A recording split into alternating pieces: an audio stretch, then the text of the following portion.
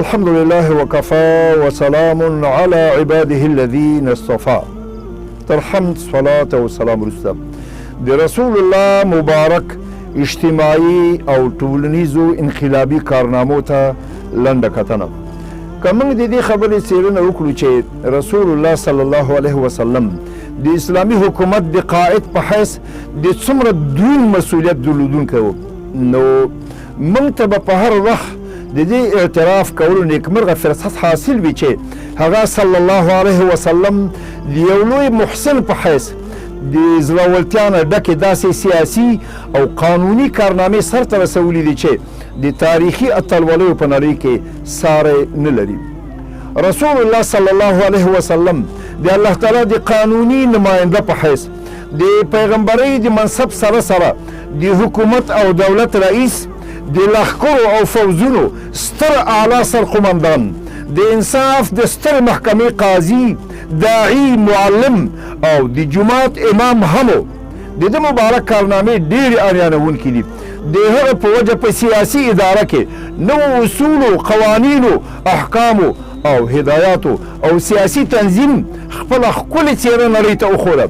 د اسلامي حکومت د لومړي درجه کارکوونکي په حیث د انساني ټولنې تشکیل، د اسلامي امت تنظیم او د اسلامي حکومت د منځته راوستلو لپاره چې کومې کارنامې رسول الله سرته رسولي دي په ډېرو لنډو او مستندو الفاظو کې داسې وړاندې کول غواړم.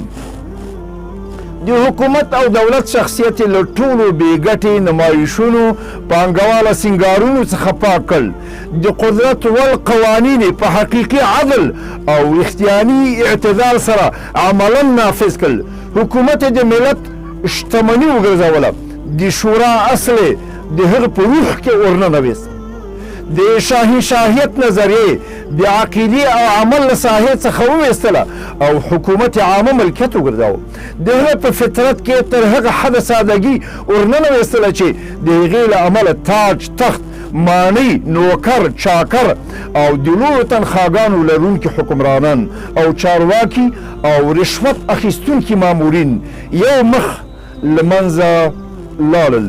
د انصاف حقیقت نافذ کړل چې د هغې له امله د انصاف لاسته راوړل آسان او په خپله انصاف ارزانه سي. د انصاف هدف د کمزوري او ضعیف حمایه او د ظالم او د ښکرونو ماتول دي. هغه صلی الله علیه وسلم د انساني حقوقو د مساواتو اعلان وکړ، د هیوادوالو حیثیتونه وټاکل او مناسب محصول ورباندې مقرر کړ او د هر محصول لپاره ځانګړی نوم کېښود. د دې کار لپاره مالي مسؤول وټاکه او د مالیاتو دفتر یې پرانیست. د اجتماعي حقوقونو په وسیله لاسته راتلونکې پانګه او ثروت د ولس مال وباله. د سرکاري روپیو لپاره دا قانون وټاکه چې له شتمنو دې واخیستل سي او په بېوزلو دې مصرف کړی سي. انتظامي حلقې جوړې کړې، مدینه مرکز وګرځاو او د اطراف لپاره حاکمان او والیان او وټاکل او د تقرر لپاره معیار وټاکه چې ښه شخصیت او نیک کردار ولري، د کار اهلي علمي برخه ولري او د عامه ګټو لپاره کار وکړي. شورای د حکومت د چارو لپاره روح وبلله او فرمان صادر کړ چې د حکومت چارې دي د الهي فرمان سره سم په شورا سره سرته ورسولی سي. فوزي نظم او ډسپلین قائم کړ. په 9 لویو جنګونو او 18 دفاعي او اکتشافي او فوزي فعالیتونو کې شخصا په خپله برخه واخیسته او په خپله د جنګ رهبري وکړه. جنګي محاذونو ته په خپل حکم سره سوقیات وکړل. د فوج قمندانان یې وټاکل. په جنګونو کې د انسانیت طریقې رواج کړې.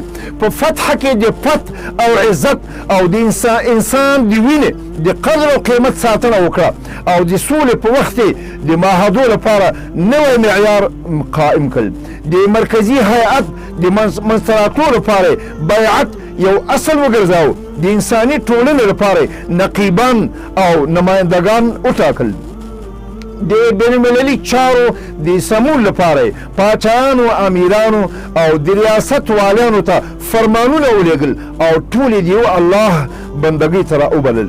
لنډه دا چې د پیغمبرۍ، سیاست او حکومت هیڅ داسې کومه څانګه نشته چې د هغې لپاره اصول او قوانین وړاندې کړي نه وي.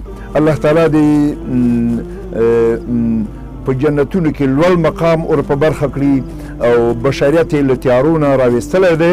په هغه دې په لکونو ځله په وارې درودونه وي. سبحانک اللهم وبحمدک اشهد ان لا اله الا انت استغفرک واتوب الیک.